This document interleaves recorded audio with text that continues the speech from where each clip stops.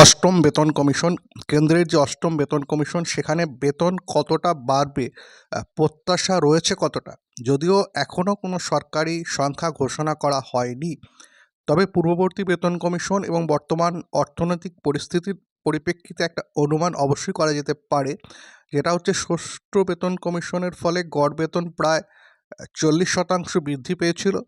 সপ্তম বেতন কমিশনে তুলনামূলকভাবে বৃদ্ধি পেয়েছিল প্রায় 25% মতো।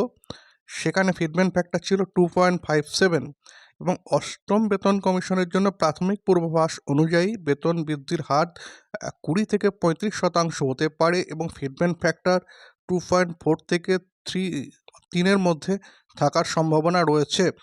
যদিও এগুলো কিন্তু কোনো প্রত্যাশা, কোনো সিদ্ধান্ত এখনও ঘোষণা করা হয়নি। সেই সঙ্গে রাজ্যের সপ্তম বেতন কমিশন কখন ঘোষণা করা হয় সেটাও দেখার।